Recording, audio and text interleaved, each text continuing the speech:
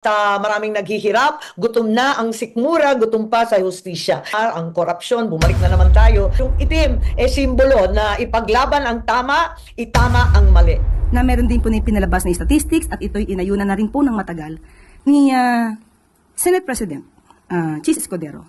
Nasa panahon po ngayon ay mas mababa po ang crime rate as compared po sa karaang administration. Dadagan ang Balita News Update.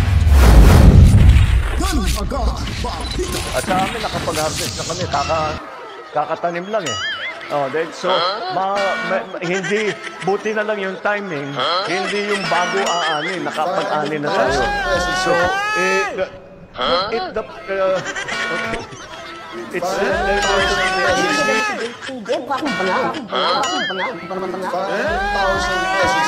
milyonaryo, sama-sama tayo bago milyonaryo.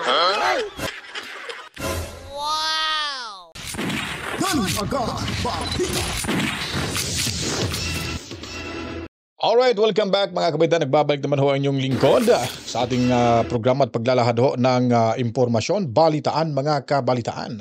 Okay, so welcome ho ang lahat sa mga naandirito ho at sa lahat ng mga kababayan natin abroad saan maglupalop ng ating mundo basta may mga Pilipino. Ang programang ito ay para ho sa inyong kabalitaan. And of course, assalamualaikum sa ating mga kapatid na Muslim.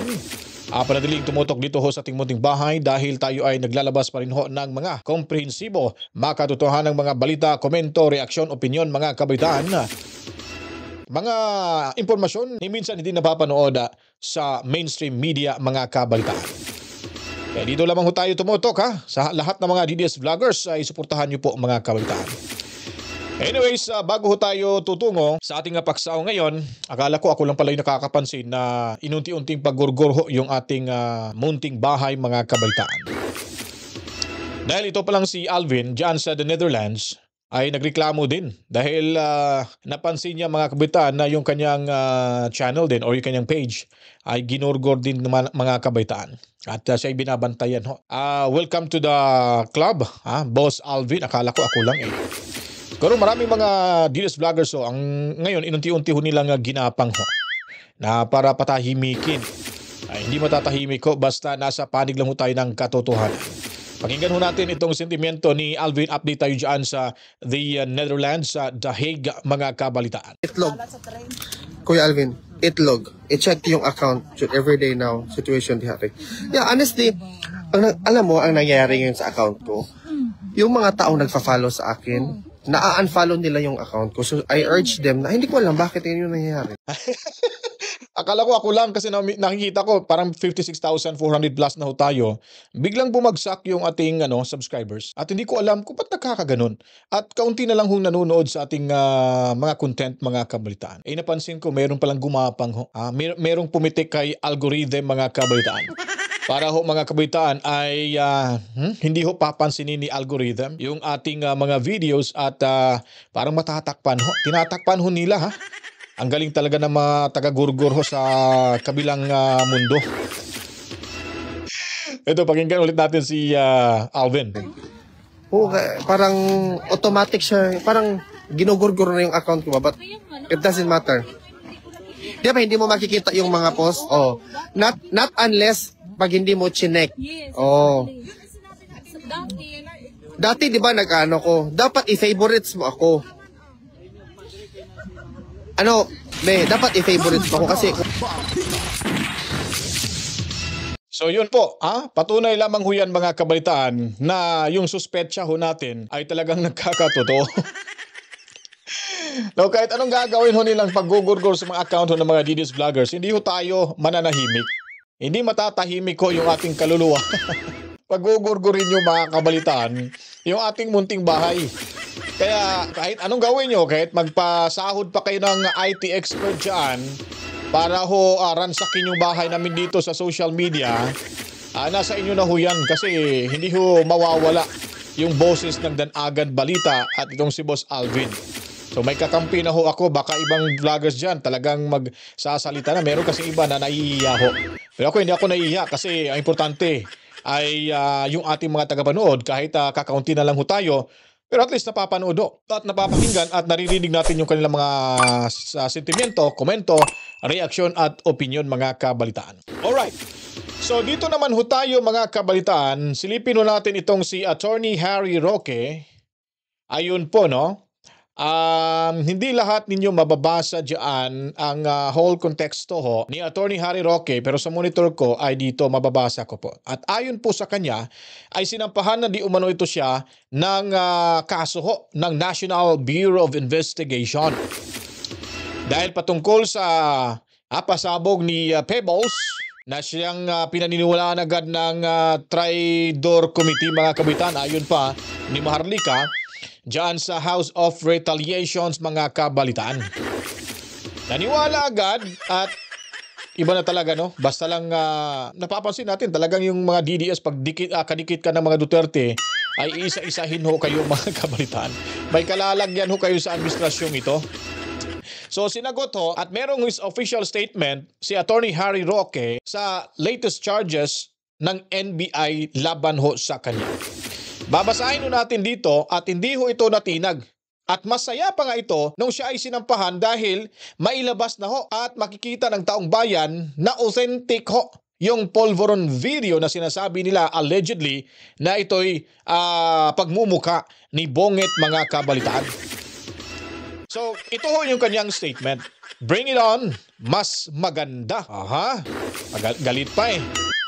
Sige, mas maganda. Pabalang mga kabalitaan.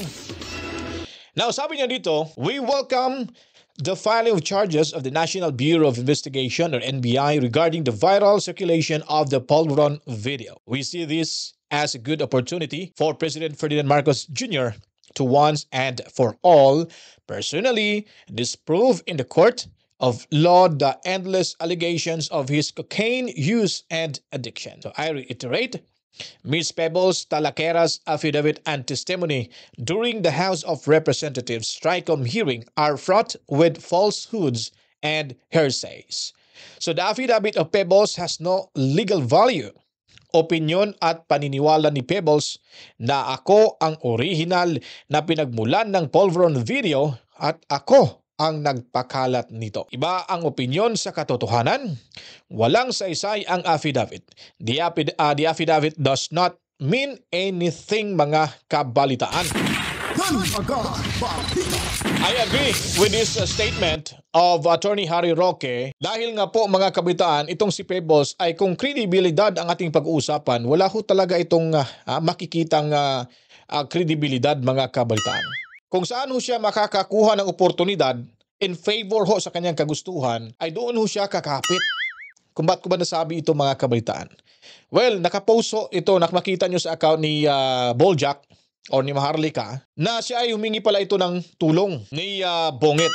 Yun po base ho sa post natin nakita kay Maharlika na ito naman ay tinulungan di umano agad-agad ng administrasyon. Sa kadahilanan, hindi daw siya tinulungan ni VP Sara nung siya ay humingi ng tulong. So, ibig sabihin nun, yung kanyang pagiging vlogger, mga kabalitaan, ay may kapalit pala ito. Ang inyong lingkod ho, wala ni isang kilala sa PDP laban sa mga DDS vloggers dahil independyente ho tayo mga kabalitaan. Wala ho tayong sinasandalang mga politiko. Kung tutulungan man tayo sa hingin or hiling natin sa ating VP Sara Duterte, kung meron man, pasasalamatan ho natin. Pero pag wala, ba't ka ba magagalit? Ba't ka ba lilipat agad? It is because may intention, may purpose ho, kung ba't ho siya nagiging vlogger di umano. So, kailangan pala ng kapalit yung kanyang pagiging vlogger mga kabalitaan. So saan na ba yung prinsipyo nito? Pero pag meron na kayong nakikitang klaseng tao ho, mga kabalitaan na gaya ho nito, ay delikado ho mga kabalitaan yung buhay nyo. Talagang ilalaglag ho kayo. Sekreto nyo ay mabubunyag ho talaga mga kabalitaan. Mamili ho kayo ng totoong kaibigan na may prinsipyo at nagpapahalaga ho sa iyo. Mantakin nyo po.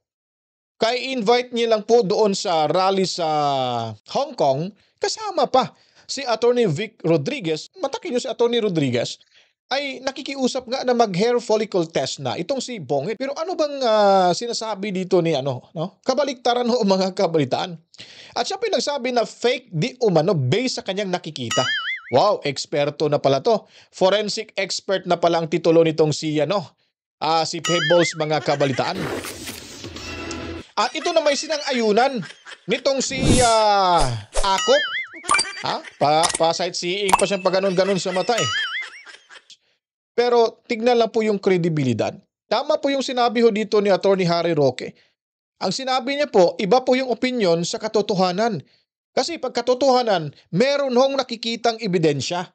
At ito ay sinabing katotohanan dahil nga po ay authentic po itong video di umano na nakukuha niya na mga dokumento mula ho kay Maharlika mga kabalitaan. So yun po ang totoong balita, hindi po opinion. So walang saysay ayon pa ang itong affidavit ni Pebbles mga kabalitaan. At dito nagkamali, kung totoo man itong sinasabi ni Harry Roque ay malaking pagkakamaling ginawa ho ng National Bureau of Investigation. Ba't sila po ba yung nagsampa ng kaso? May nag-utos bang sasampahan itong si Atty. Roque? Dapat ang magsasampa ng kaso, mismo ang pamilya sana ng ating presidente.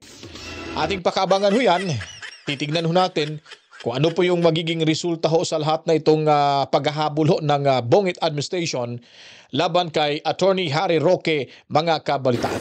Dahil kung ikaw ay kadikit ng mga Duterte, malamang, sabi ko sa inyo, may kalalagyan ho mga kabalitaan. So, panay banat yung mga DDS vloggers na may hawak ko sa Pulveron video. Sila ay talaga namang galit na galit ho. At talagang galit na galit din itong House of Retaliations mga kabalitan, lalo na itong Tri-Committee. Now, itong lumabas na bagong commercial ho ng political advertisement ni Senador Amy Marcos na kumbaga inendorso pa nito ni VP Sara Duterte. Ito'y malaking sampal ho sa alyansa para sa bagoong Pilipinas. Lalo na kay Toby mga kabalitaan. Hindi pa naka-move on kasi si Camille daw ay nasa alyansa pa. Well, good for you. Pero inendorso na ho ito mga kabalitaan ni VP Sara Duterte. Sa mga kababayan ho natin na Duterte, may dalawa tayong kulang. Hindi ko na kayo pipilitin, hindi ko na kakausapin. Nasa inyo na pong mga kamay nakasalalay yung inyong desisyon na mabuo yung 12 ho ng PDP laban na susuporta talaga hanggang kamatayan yung dalawa na dapat piliin ho natin mga kabalitaan. Dito naman sa itim na issue na ito, kahit kapatid niya si Bongit ay para bagang nasasaktan siya dahil si Bongit ay wala na hong boses dyan sa Malacanang. Marami na hong mga lipores na parang naging presidente na rin, umaasang presidente dyan na parang napaligiran ho ng masasamang espiritu itong si Bongit mga kabalitaan. Kunti na lang sasabihin ito ni Amy Marcos mga kabalitaan. Official nang inendorso ni Vice President Sara Duterte si senatorial candidate Senator Amy Marcos. Pero nilinaw po ng senadora na hindi po ito reward ni VP Sara dahil sa kanyang pag-iimbestiga sa pagkakaaresto kay dating Pangulong Duterte. Mayan Corvera sa balitang yan. Inendorso na ni Vice President Sara Duterte ang re-election bid ni Senator Amy Marcos. Sa isang video na may titulong Itim o Inday Trust Amy Marcos, binanata ni Duterte at Marcos ang administrasyon ni Pangulong Ferdinand Bongbong Marcos Jr. Suot ang itim, sinabi ni Duterte at Marcos na nagluluksa ngayon ng bansa dahil sa matinding gutom, krimen at umano'y panggigipit sa hindi kaalyado ng administrasyon. Pagkat ang sabi niya, nagluluksa ang bansa at maraming naghihirap, gutom na ang sikmura, gutom pa sa hustisya. Ang korupsyon, bumalik na naman tayo diyan sa mga krimen.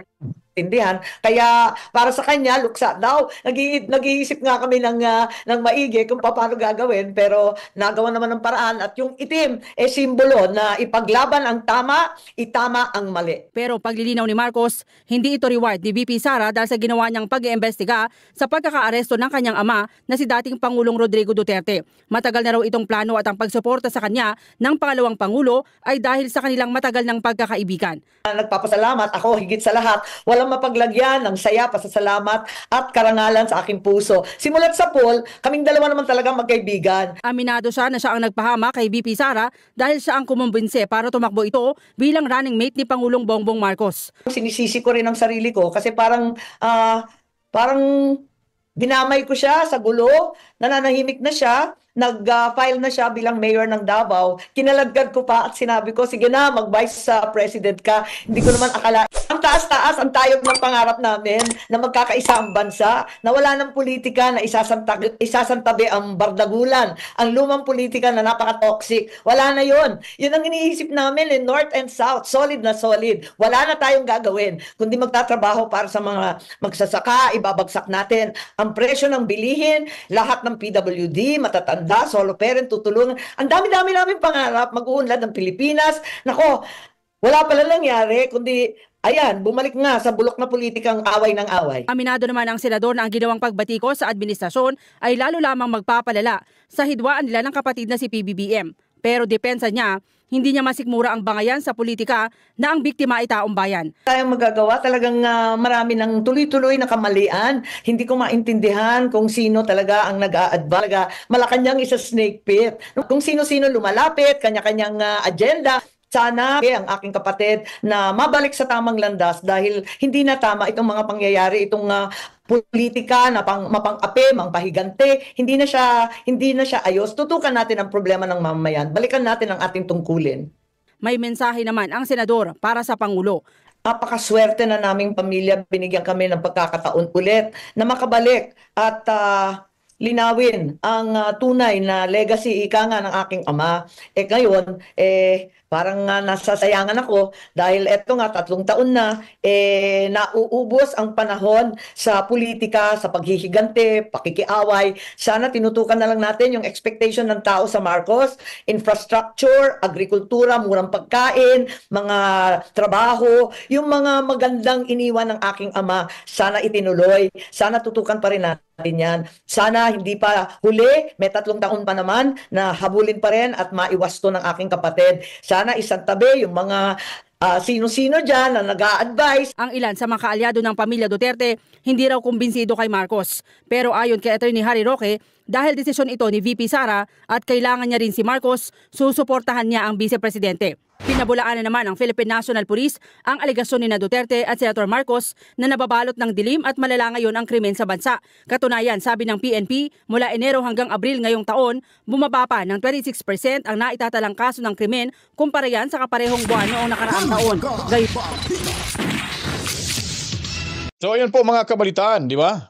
Narinig niyo po yung pagpapaliwanag ni Senadora Amy Marcos. Narinig niyo rin po ba yung sinabi niya na talagang kinaladkad, dinamay ko pa si VP Sara, kinaladkad ko pa para lang tumakbo, maging katandem. Itong si Castro, napano ko itong si Castro, talagang fake news o ito mga kabaitaan, fake news peddler. Iba siya yung kinwestiyon na pa si VP Sara. Ang sinabi ni Castro, kung matatandaan natin mga kabaitaan, ay sabi niya, hindi siya tumakbo ng pagkapangulo. Atat na atat pala siyang magiging presidente ng ating bansa. At ito, nagsalita dito si Amy Marcos na siya nga daw yung dahilan, nakiusap na kung hindi siya tatakbo ng presidente, ay siya na lang magiging vice-presidente ni Bonget para sulit yung North and South mga kabalitaan. Ngayon, ang punto natin dito mga kabalitaan, itong si Amy Marcos talagang, kasasabi niya, nangihinayang siya sa oportunidad. Binigyan na talaga sila ng pagkakataon para may pakita kung ano talagang legacy ang iniwan ng kanilang ama. At siya naman po ay talagang tamang-tama. Wala akong question doon. Kaso nga lang po, ito yung kapatid, tama rin po si Tatay Digong na nagsasabi na walang sense of direction, walang salita, at weak na magiging presidente ng ating bansa. Dahil ito'y gumagamit ng ipinagbabawal na harina. So hindi nagkamali si Tatay Digong Duterte. Utang na loob nila sa mga Duterte na ipalibing kanilang ama sa libingan ng mga bayani. So buti pa itong si Amy Marcos at tumatanaw ng utang na loob. Ang ginawa ni Amy Marcos, hindi ito mga kabalitaan, kaplastikan.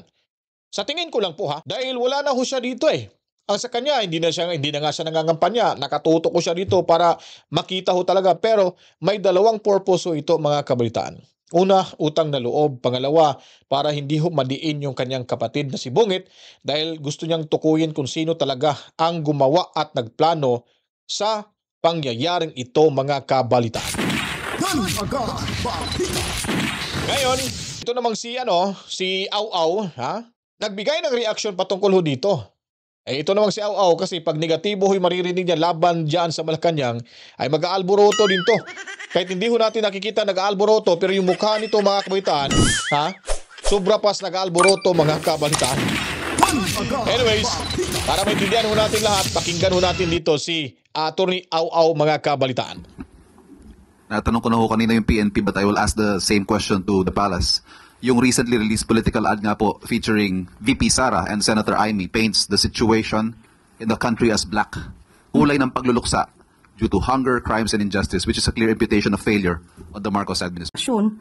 Doon sa nasabing campaign ads. Unang-una, meron silang sinabi, teka lang po, Galit na siya, oh. Tingnan yung mukha nito. tungkol sa madilim, wait lang, saan ba yan? Inis na siya dito mga Ayun. kabalitaan. Itim ngayon ang kulay ng bansa. Sa gutom at krimen nagluluksa. So, Oh, pabalang na, unti-unti na. Ang kasunod dyan, ang itsura na yan. So doon na yung makikita natin, pag gumagano na yung mukha, galit na ho yan mga kabalitaan. pag sinabi man natin na itim ngayon ang kulay, mas madidescribe siguro natin nung nakaraang administrasyon. Na Binaliktad na sobrang naman nila. itim at ngayon ay papaliwanag sa panahon ng kasalukuyang administrasyon. Hindi man ganun pakaputi, pero patungo na doon. Unang-una po, may binang O, diba? Hindi man ganun kaputi, pero patungo na doon. Saan kaya siya nung oras ng alas 4 mga kabalitaan? Itong si Castro. Palibhasa kasi, nandyan na kasi sa opisina nakaupo eh. Pagkatapos ng press con, opo, matutulog na siguro yan. At hindi na alam kung anong mga nangyayari sa labas. Kaya wala ho siyang kaalam-alam. Sa bagay, yung comprehension nito, mahina naman talaga. At yung para lang may sagot, ay ibabaliktarin niya yung sitwasyon. Ipapahid niya na naman sa mga Duterte mga kabalitaan. Ganun ho talaga pag-attack dog. Itong si Castro, hindi ho ito, pangalan lang ipinangalan lang sa kanya yung undersecretary ho ng PCO. Pero yung kanyang job description talaga, Malacanang vlogger ho yan mga kabalitaan. Nanggit sila tungkol sa kagutuman. Tandaan po natin na ayon po sa records na rin po na naibaba ang poverty Panunok na incidence. Sa panahon ng 2023, 15.5% in 2023 mula sa 18.1% in 2021. You are citing data from? Okay, this is from author or writer is Dim Sum Daily, Hong Kong. Okay, meron din po tayo dito. Ito po ay galing din mismo sa report din po ni Secretary Balisacan. Okay, meron din po tayo dito na pinalabas. Ito naman ay galing kay Philippine Star, Delon Porcalia. Meron pong naitala na 7.2 trillion na utang ang dating administrasyon at dahil po dito ay patuloy pa rin po natin binabayaran sa kasalukuyang administrasyon. At sinasabi nila na tungkol sa krimen, tandaan po natin na meron din po na pinalabas na statistics at ito'y inayunan na rin po ng matagal ni Senate President Chis Escudero na sa panahon po ngayon ay mas mababa po ang crime rate as compared po sa nakaraang administrasyon. At sinasabi rin po ni Senator Amy, gutom na ang sikmura. Pinaliwanag ko na po yan about the poverty incidents. At gutom pa sa hustisya. Pero hindi po ba yung ibang mga kamag-anak, in particular po, babanggitin ko, ito ay galing sa panulat ni Christina Chi ng Philstar.com. Sinabi po ni, and I quote na po sa kanyang panulat, Dalia Cuartero, whose son was killed during a drug operation in 2016, described feeling overwhelmed with tears of joy, tears upon hearing of Duterte's arrest. So dito pa lamang, marami na rin po nagsasabi na paunti-unti ay nabibigyan ng liwanag. Sige, comment tayo dyan. Di ba? Ito yung statistika na sinabi niya eh. Marami daw ang mga, sabihin natin ito, tinutukoy nito sa AJK mga kabalitaan. Okay. Well, you're correct. Kasi yung mga nadadali naman dyan ay itong mga durugista. Now, sa panahon or right after na naging na-exile ho, napalayas dito sa bansa, Itong si Bongit Senior mga kabalitaan, itong si Makoy. Di ba? Pumasok na ho yung mga kalakaran sa illegal na drogas. Hindi mo mabibilangin kung ilan na ho, ilang thousands na ho yung mga pinagpapatay simula sa panahon, sa panahon ni Bongit Senior mga kabitan, itong si Makoy Senior. Kumpara mo kaya sa nangyari sa war on drugs ni Tatay Digong Duterte sa kanyang panunungkulan sa loob ng 6 na taon, kahit sabihin nyo pa dyan na 30,000 ang mga nagurgur sa sinasabi nyong EJK, ay hindi pa rin yan matutumbasan. Yung mga pinagpapatay simula after 40 years, simula after ng administrasyong Makoy Senior na pinagpapatay ng mga durugista. Bibilangin nyo kaya? Saan ba ang hustisya? May mga hustisya bang natatanggap? Yung mga una pang pinagpapatay ng mga durugista, ng mga adiktos, benediktos, mga kabaitan. Napakababaw ho yung rason mo nito, Malacanang vlogger. Gaano ba kadami ang mga pinagpapatay? May statistika ba kayong pinapalabas dyan? Wala. Dahil ang intensyon nyo ho, nasiraan yung ating dating presidente. Hindi nyo tinitignan ang nagiging resulta ho sa loob na 6 na taon na nanungkulan bilang presidente si Tatay Digong kung ano ang kanyang naibigay na kaginawaan sa ating bansa sa sambayanang Pilipino. Dahil ikaw ay utusan ka lang dyan, isa ka lang Malacanang vlogger, naturalmente ay iyong proproteksyonan ang inyong amo. Sayang hong pinagpasahod nyo kung wala kayong magagawang proteksyon sa inyong amo dyan.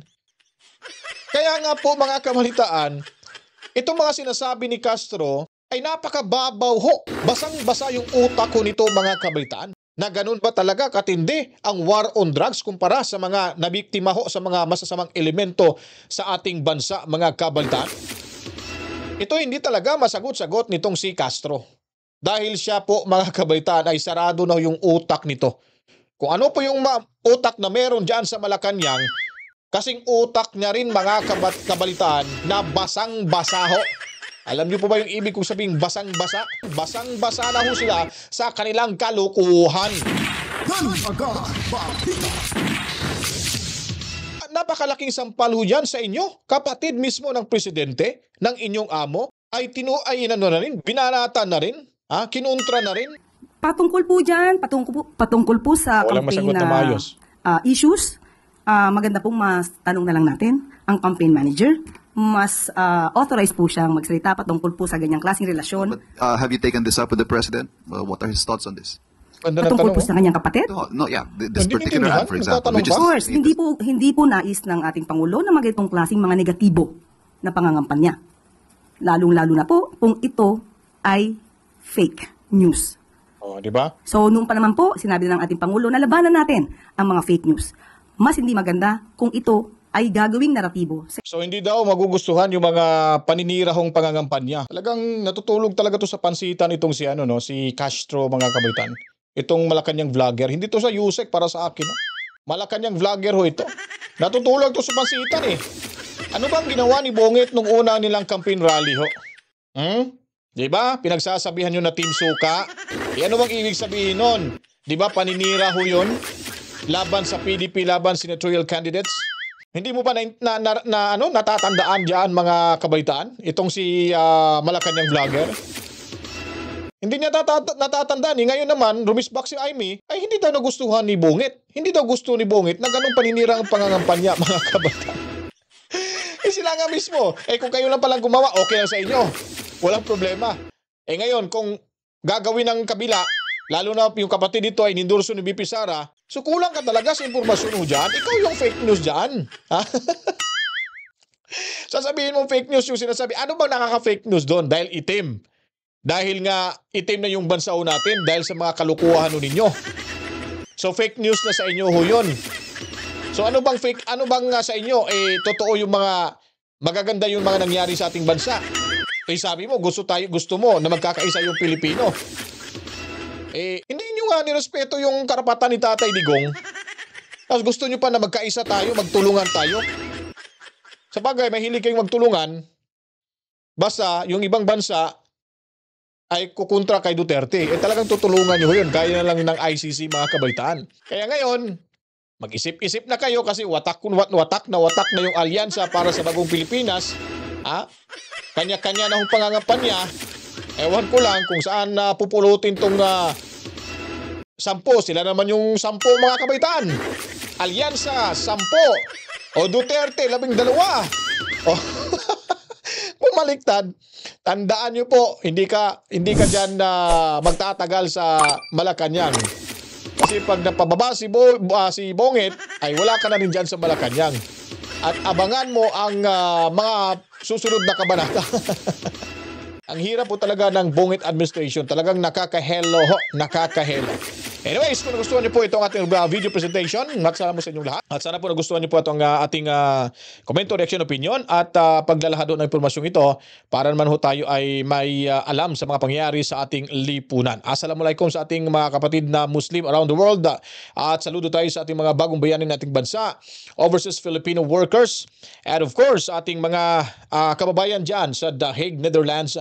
Maraming salamat sa pagbantay niyo sa Duterte Parks na lagi kayong nakatambay dyan harap mismo ng detention facility ho ni kung saan dito ni si Tatay Digong Duterte. Luzon, Visayas at Mindanao, basta may mga Pilipino sa lupalop nating mundo, ang programang ito ay para sa inyo. At kaway-kaway tayo kay Mami Rose and Daddy Bertie. Salamat din sa mga kababayan nating nanonood na sa Dan Agan Balita Reaction Video mga kabaitan. Alright. So minsan babatiin natin yung mga maalala lang natin si Dennis, si Boss Dennis Velasco, si Ma'am Ana Santos, yun babatiin natin yan sila mga kabaitan. So sino pa yung gusto magpabati, sana itag nyo ako or mention nyo ko para at least makita natin yung pangalan na kayo gustong magpabati mga kabaitan. To God be the glory. Mawa. Chip chip. Peace out.